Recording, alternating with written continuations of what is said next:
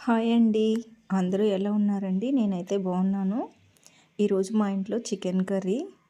Chicken అంటే ఇష్టం ఉండని వాళ్ళు ఎవ్వరూ ఉండరు కదా! చూస్తుంటేనే నోరూరిపోతుంది. కలర్ కానీ, స్మెల్ కానీ. ఈ చికెన్‌ని నేను ఎలా ప్రిపేర్ చేశానో మీకోసం చూపిస్తాను. ఇలా ఆయిల్ వేసి అందులో మసాలా దినుసులు వేశానండి. బిర్యానీ ఆకు, అలాగే లవంగాలు, కొంచెం చెక్క, అలాగే ఆల్రెడీ కట్ చేసి ఉంచుకున్నటువంటి ఆనియన్స్. ఈలోపు నేను చికెన్ నీట్గా కట్ చేసి కడిగి ఉంచుకున్నాను. ఈ ఆనియన్స్ బ్రౌన్ కలర్లోకి వచ్చిన తర్వాత కొంచెం అల్లం వెల్లుల్లి పేస్ట్ను కూడా యాడ్ చేశాను.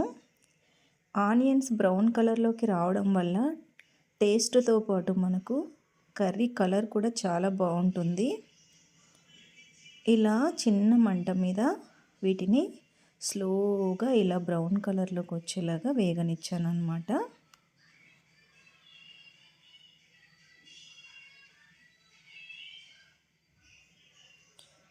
చూసారు కదా, పెద్ద మంట అయితే మాడిపోతుంది.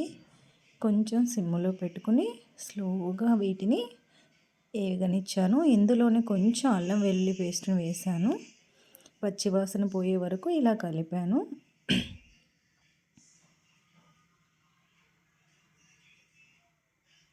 తర్వాత ఆల్రెడీ కట్ చేసి ఉంచుకున్నటువంటి టమాటా ముక్కల్ని యాడ్ చేశాను.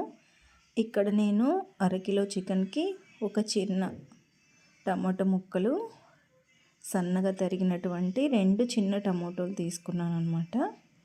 పెద్దదైతే ఒకటి సరిపోతుంది. ఇవి మగ్గిపోయిన తర్వాత ఇలా కడిగి ఉంచుకున్నటువంటి చికెన్ని యాడ్ చేస్తున్నాను. ఇందులో నేను వాటర్ ఏమీ యాడ్ చేయలేదు. ఇంకా కొంచెం సాల్ట్,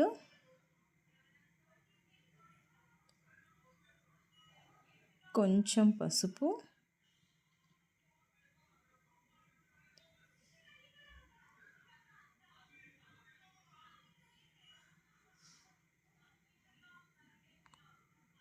ఇలా వేసిన తర్వాత నీట్గా కలిపి ఉంచాను.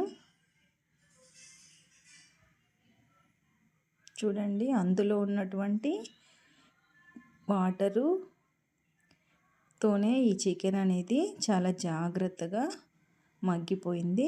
ఇప్పుడు ఇందులోకి నేను గరం మసాలా, పసుపు, ఉప్పు, కారాన్ని కూడా యాడ్ చేసి ఇలా కలుపుకుంటున్నాను.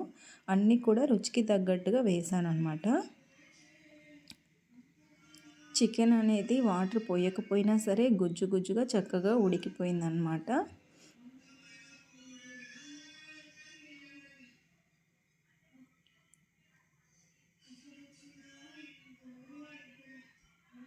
ఇలా 10 to 15 మినిట్స్ చక్కగా, మరీ పెద్ద మంట కాకుండా చిన్న మంట కాకుండా ఇలా ఉడకనిస్తూ కలుపుతూ ఉన్నాను అన్నమాట. ఈ ముక్కలు అనేవి చక్కగా మెత్తగా ఉడికిపోయాయి. ఒక్కసారి టేస్ట్ చూసుకుని ఇంకొంచెం కారంని యాడ్ చేశాను. నాకు తగ్గినట్టు అనిపించింది, అందుకని.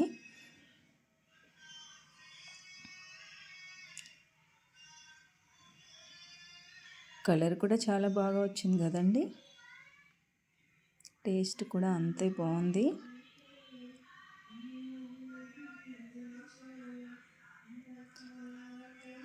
చక్కగా గుజ్జు గుజ్జుగా రెస్టారెంట్ స్టైల్లో చికెన్ రెడీ అయిపోతుందన్నమాట.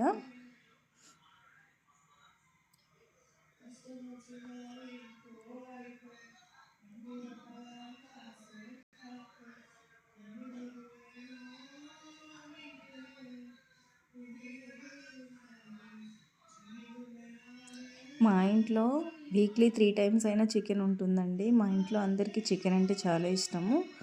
ఇందులోనే కొంచెం వాటర్ని, ఎందుకంటే మనకు కర్రీ అనేది కొంచెం గుజ్జు గుజ్జుగా అనిపించాలి కాబట్టి ఒక చిన్న గ్లాస్ వాటర్ని కొంచెం కొంచెంగా నేను యాడ్ చేశాను.